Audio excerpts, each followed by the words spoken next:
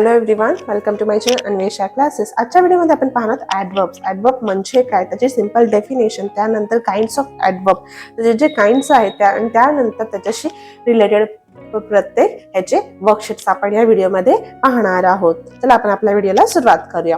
Adverbs. An adverb is a word that tells us more about a verb, an adjective or another adverb. Adverb काय आहे तर adverb हा शब्द आहे जो आपल्याला verb, adjective किंवा दुसऱ्या adverb बद्दल आपल्याला माहिती सांगतं, त्याच्याबद्दल अजून आपल्याला माहिती सांगतं, म्हणजेच adverb. ही याची एक सिंपल अशी डेफिनेशन. आता आपण काही वाक्य पाहिलं तर वाक्य पाहिल्यानंतर आपल्या लक्षात येईल की adverb म्हणजे नक्की काय. Samuel crept quietly out of the room. Quietly, शांतपणे. आपल्याला कळतं Samuel crept out of the room. कसा तर quietly. We are happy today. आज आम्ही खूप हॅपी आहे, आम्ही खूप हॅपी आहोत. The guest will arrive soon. Guest लवकरच येणार आहेत. सून इथे हा वर्ड ॲडवर्ब आहे.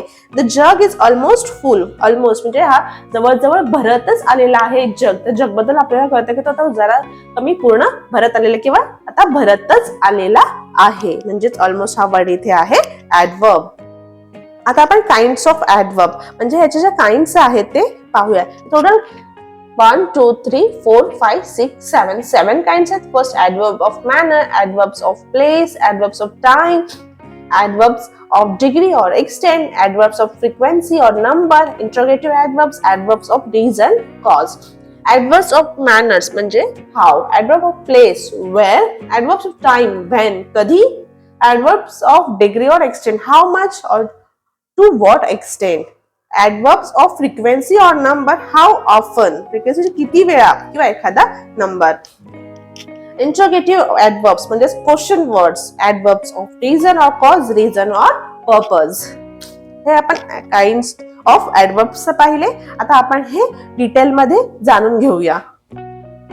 Adverbs of manner सुरुवातीला पाहूया, म्हणजे हाव आपल्याला त्याच्यावरून कधी कळतं ते जाणून घेऊया.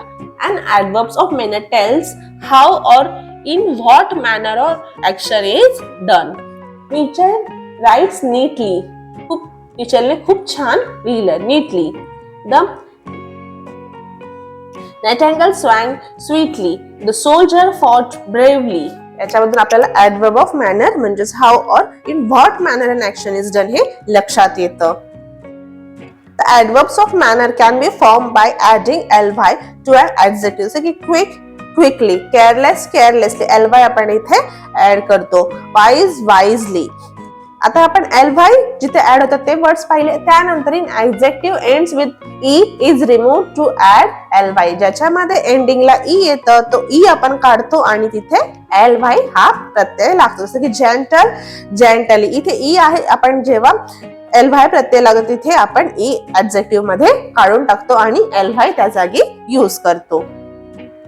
Next, if the adjective ends with y changes to I and then ly is added.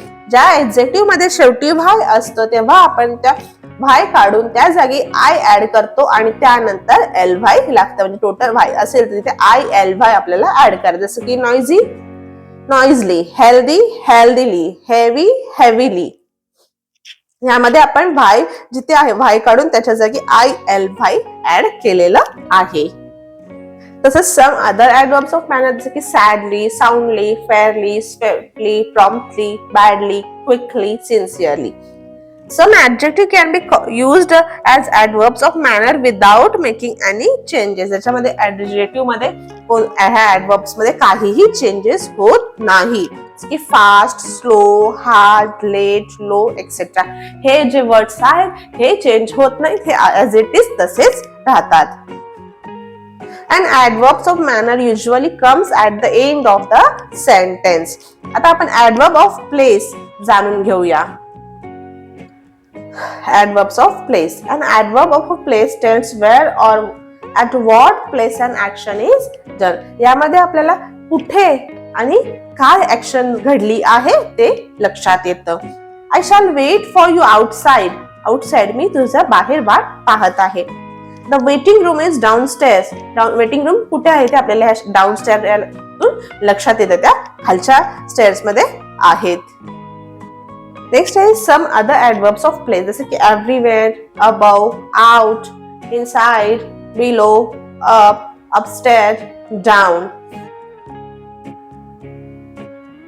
हे काही ऍडवर्ब्स आहेत ज्याच्यातून आपल्याला जागेबद्दल माहिती कळतं. नेक्स्ट आहे adverbs of time. An adverb of time tells when or at time an action is done. ह्याच्यातून आपल्याला टाइम लक्षात येतं की ऍक्शन कधी घडली आहे. I have spoken to him already. मी त्याच्याशी अगोदरच बोललेली आहे. ऑलरेडी याच्यातून आपल्याला लक्षात येतं की आधीच आपण बोललेलो आहे. Gabriel has done this job before. आधी. The boy wake up early. लवकर. Alex wrote him a letter yesterday. काल. यातून आपल्याला टाइम लक्षात येणारे वर्ड्स म्हणजेच ऍडवर्ब ऑफ टाइम. त्याच्याशी रिलेटेड अजून काही आपण ऍडवर्ब ऑफ टाइम पाहूया. Before, still, now, tonight, tomorrow, yet, daily, since, ago, today. हे सुद्धा ऍडवर्ब ऑफ टाइम हे वर्ड्स आहेत. अशा जे वर्ड्स आहेत ते ऍडवर्ब ऑफ टाइम. नेक्स्ट आहे ऍडवर्ब्स ऑफ डिग्री और extent. An adverb of degree expresses the degree or extent of an action. It answers the question how much or to what extent. यामध्ये किती आणि किती extend करायचे आणि एकूण किती हे आपल्या लक्षातून येतं. जसं की Cat has almost completed his work. Almost. I was quite tired after the journey. Quite. She's very happy. Very. Next आहे adverb of number or frequency. An adverbs of number or frequency tells us how frequently action happen. यातून आपल्याला लक्षात येतं की किती वेळा ती action घडली आहे. सेंटेन्स पाहूया. He often helps the poor. Often. She always speaks the truth. Always. नेहमीच. Alex seldom tells a lie. असे आपण some other adverbs of number frequency बद्दल पाहूया. जसं की once, again, twice, ever, twice, sometime, never, etc. असे जे words आहेत ऍडवर्ब ऑफ नंबर और फ्रिक्वेन्सी आपण म्हणू शकतो. नेक्स्ट आहे interrogative adverbs. Interrogative adverbs is used to ask a question, म्हणजे क्वेश्चन विचारता, प्रश्नार्थक आपण म्हणू शकतो. When did he come here? Adverb of time. When, कधी. Where did he go? Where म्हणजे कुठे, कुठल्या प्लेस वरती, म्हणजे ऍडवर्ब ऑफ प्लेस. आधीच्या वेन मध्ये आपल्याला लक्षात येते की ऍडवर्ब ऑफ टाइम आणि वेअर मध्ये आपल्याला लक्षात येते की ऍडवर्ब ऑफ प्लेस. नेक्स्ट आहे ऍडवर्ब्स ऑफ रिझन और कॉज.